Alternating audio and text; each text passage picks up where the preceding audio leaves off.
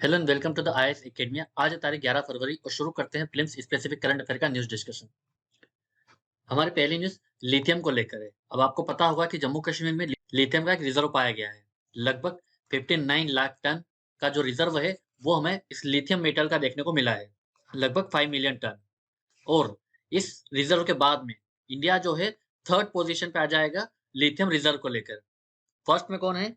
First में है chilli और सेकंड में कौन है? ऑस्ट्रेलिया। और इंडिया के लिए इम्पोर्टेंट इसलिए भी है क्योंकि अभी तक जो हम लिथियम यूज़ करते थे, उसको हमें इम्पोर्ट करना पड़ता था। कितना हम इम्पोर्ट करते थे? जो हमारी डोमेस्टिक रिक्वायरमेंट का 96% लिथियम है, वो हमें इम्पोर्ट करना पड़ता था। तो इसका मतलब हम बहुत ज़्यादा हमारा जो फॉरेक्स रिज़र्व था, वो हम डिप्लीट कर रहे थे लिथियम की वजह से। तो अब भारत लिथियम में एक आत्मनिर्भर कंट्री बन सकता है।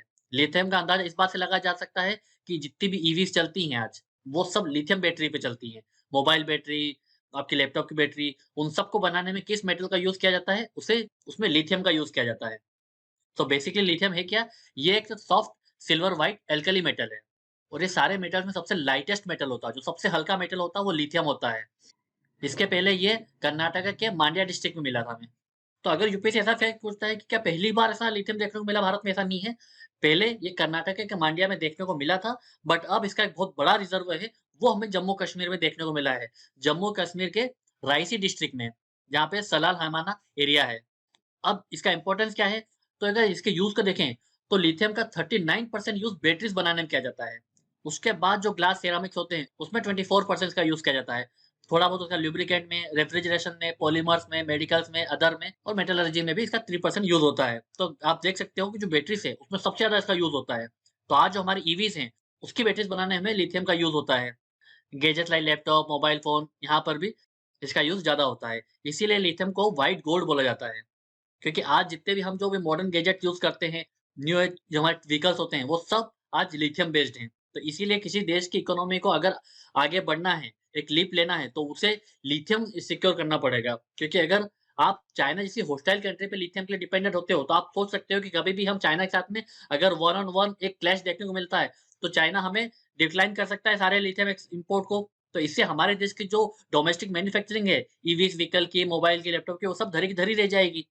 फिर हमें इम्पोर्ट करना पड़ेगा, उसमें और ज़्यादा पैसा खर्च करना पड़ेगा। तो इसलिए हमारे इकोनॉमी के लिए लिथियम जो है बहुत क्रिटिकल एलिमेंट है। अगर हम इंटरनेशनल एनर्जी एजेंसी की रिपोर्ट को देखें, तो इनका ऐसा मानना है कि बाय 2025 तक वर्ल्ड जो है वो लिथियम की शॉर्टेज फ़ील करेगा।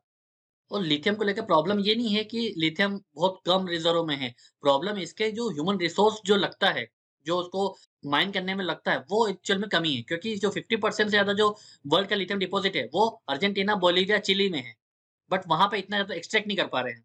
ऑस्ट्रेलिया में इसका 2.7 मिलियन टन है और इस सेक्टर में चाइना का डोमिनेंस है। दरअसल चाइना क्या करता है, जितने भी रॉ लिथियम मेटल्स है, वो इम्पोर्ट कर लेता है और उसको 60% जो बैटरीज़ हैं, वो कन्वर्ट करता है और वो वर्ल्ड में सप्लाई करता है। तो जो पूरी वर्ल्ड सप्लाई चेन है जो ईवी बैटरीज़ को लेकर, वो किस पे डिपेंडेंट हो गई? चाइना पे डिपेंडेंट हो गई। क्योंकि चाइना जो है, वो 60% जो बैटरीज़ है, वो चाइना खुद प्रोड्यूस करता है और वो क्या करता है, सारे जो रॉ लिथियम होते हैं, वो इम्पोर्ट कर लेता है, फिर उसको बैटरीज़ में कन्वर्ट करता है।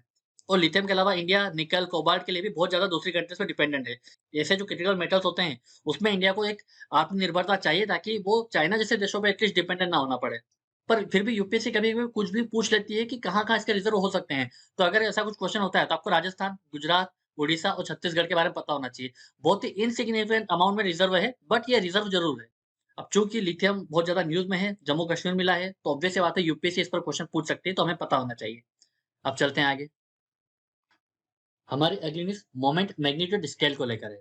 अब ये है क्या? दरअसल आपको पता है कि टर्की में एक अर्थक्वेक आया। उसका जो मैग्नीट्यूड था वो कितना थे? 7.8।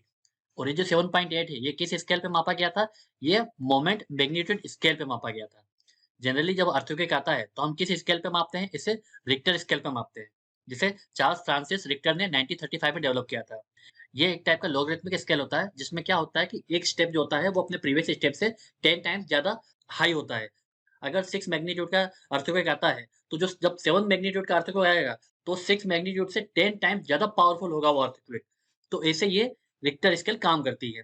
तो दरअसल इस रिक्टर स्केल की प्रॉब्लम क्या है कि वैसे तो ये मर्केली स्केल से एक्यूरेट होता है, बट ये इतना एक्यूरेट नहीं होता और खासकर जब 7 टू 8 मैग्नीट्यूड से ऊपर का जो स्केल होती है, इतना ज़्यादा एक्यूरेट नहीं होता है।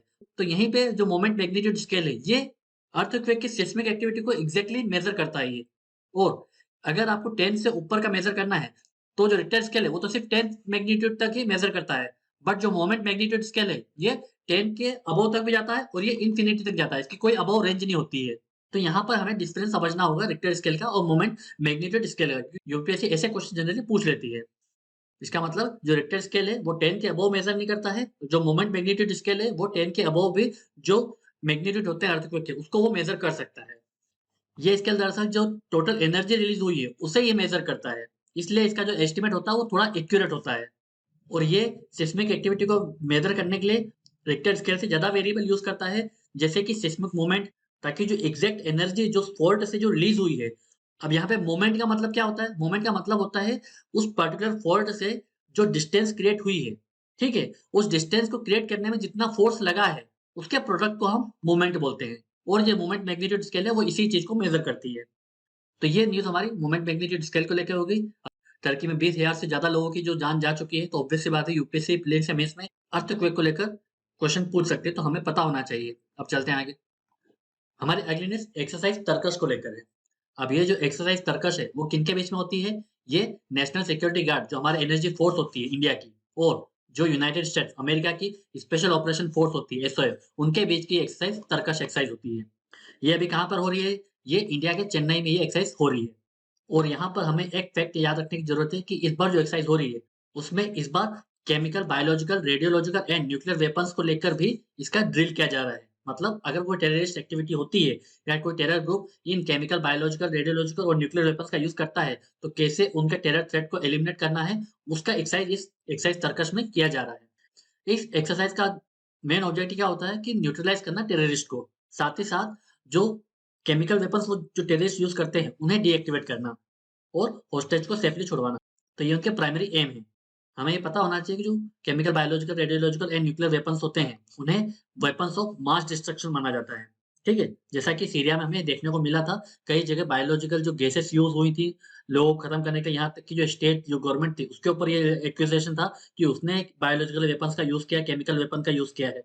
इससे रिलेटेड एक फैक्ट ये भी हो सकता है कि ऑस्ट्रेलियन ग्रुप है, वो किसके लिए बना है? ऑस्ट्रेलियन ग्रुप जो है, वो जो केमिकल और बायोलॉजिकल वेपन्स के जो एक्सपोर्ट को कंट्रोल करने के लिए ये ग्रुप बना हुआ है। इंडिया इसका मेंबर है। इसके रिलेटेड अगर कोई फैक्ट आ सकता है, तो वो ऑस्ट्रेलियन ग्रुप को लेकर आ सकता है। अब चलते हैं आगे। हमारी अगली न्यूज़ बायो हाइब्रिड रोबोट को लेकर है। अब ये जो बायो हाइब्रिड रोबोट है, ये किसने बनाया है? ये इज़राइल के टेल अवीव यूनिवर्सिटी के रिसर्चर्स ने इसे बनाया है। अभी बायो हाइब्रिड रोबोट्स क्या होते हैं? दरअसल इसमें बायोलॉजिकल और सिंथेटिक कंपोनेंट्स दोनों होते हैं, ताकि एक बायोलॉजिकल फंक्शन को परफॉर्म किया जा सके। जैसे कि हुआ क्या, जो टिड्डे होते हैं, जो लोकस्ट होते हैं, उसके एंटीना का यूज़ करके एक बायो रोबोट बनाया। अभी बायो रोबोट क्या करता है? चूँकि जो लोकस्ट होते हैं, जो टिड्डे होते हैं, उनमें सूंघने की क्षमता बहुत ज़्यादा होती है। अभी हम स्नाइपर के लिए डॉग्स का यूज़ करते हैं। बट ह जब हम बायो हाइब्रिड रोबोट्स यूज़ करेंगे, तो हम इसमें जो टिड्डों के एंटीना लगे होंगे, तो ये स्मेल सूँघ के काफ़ी हद तक जो हमारी सिक्योरिटी का प्रॉब्लम है, उसे दूर कर सकता है। और कुछ जो डिज़ीज़ ऐसी होती हैं, जो बाय स्मेल अगर पहचान के आइडेंटिफ़ाई कर सकता है कि इसको पर्टिकुलर टाइप की डिज़ीज़ हो सकती है। हालाँकि अभी ये रिसर्च फ़ेज़ में ही है, अभी इसका एडवांस यूज़ होगा तब जाके पता चलेगा कि ये कितना कारगर है। पर फिलहाल ये बायो हाइब्रिड रोबोट जो है, वो न्यूज़ में है, क्योंकि इज़राइल के साइंटिस्ट ने ये बायो हाइब्रिड रोबोट बनाया है, जिसमें उन्होंने टिड्डे, लोकस्ट के एंटीना का इस्तेमाल किया है। इसे बायोलॉजिकल सेंसर की तरह इसे यूज़ करने का। ताकि हम किसी डिजीज़ को डायग्नोज़ कर सकें जल्दी और सिक्योरिटी चेक्स में हम इनका यूज़ कर सकें। क्यों? क्योंकि जो लोकस्ट होते हैं, वो सूंघने में या स्मेल में उनकी जो पावर होती है, वो बहुत ज़्यादा होती है। तो चूँकि टेक्नोलॉजी से रिलेटेड यूपीएससी जनरली जो न्यू टेक्नोलॉजी पे क्वेश्चन पूछती है, तो यूपीएससी इस पर भी पहले से क्वेश्चन पूछ सकती है। अब चलते हैं आगे। हमारे अगली न्यूज़ युवा संगम पोर्टल को लेकर है। अब प्रीलिम्स के पर्सपेक्टिव से हमें ये पता होना चाहिए कि किस मिनिस्ट्री का ये इनिशिएटिव है। ये जो हमारे एजुकेशन मिनिस्ट्री, उसका ये इनिशिएटिव है। उसने ये युवा संगम पोर्टल को लॉन्च किया है। अब इस पोर्टल का एम क्या है? दरअसल हमारे नॉर्थ ईस्ट का जो यूथ पॉपुलेशन है, जिनकी एज 18 से 30 साल के बीच में है, वो इस पोर्टल से रजिस्टर कराकर वो दूसरे स्टेट में, भारत के अन्य स्टेट में जाकर उस स्टेट के आर्ट, कल्चर और लैंग्वेज को पढ़ेंगे, समझेंगे। और ये जो पूरा इनिशिएटिव होगा, वो किस स्कीम के अंदर आएगा?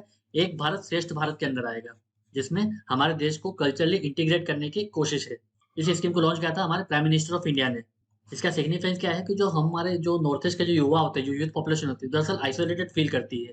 उन्हें मेन स्ट्रीम के कल्चर में इतना ज़्यादा इम्पोर्टेंस नहीं मिलती। तो जब वो भारत के कल्चर को देखेंगे, अन्य स्टेट में जाएँगे, वो उनके कल्चर को समझेंगे, वो नॉर्थ ईस्ट के कल्चर को बताएँगे, तो इससे हमारे देश में कल्चरल यूनिटी देखने को मिलेगी। तो हमारे देश में जो कल्चरल डाइवर्सिटी है, जो नेचुरल डाइवर्सिटी है, जो ज्योग्राफिकल डाइवर्सिटी है, उसको हम सेलिब्रेट कर सकते हैं। उससे हम अपनी ताकत बना सकते हैं। तो इसलिए इस युवा संगम पोर्टल को लॉन्च किया गया है। अब चलते हैं आगे। अब एक प्रीवियस ईयर क्वेश्चन देख लेते हैं, जो यूपीएससी ने 2008 के प्रीलिम्स में पूछा था।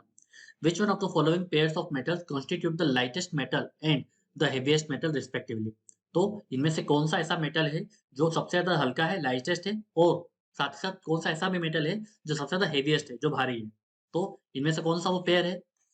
तो हमने इस वीडियो की शुरुआत में लिथियम को पढ़ा था। लिथियम सबसे लाइटेस्ट मेटल होता है, तो लिथियम तो सही है। पर जो हेवीएस्ट मेटल होता है वो क्या है? ऑस्मियम।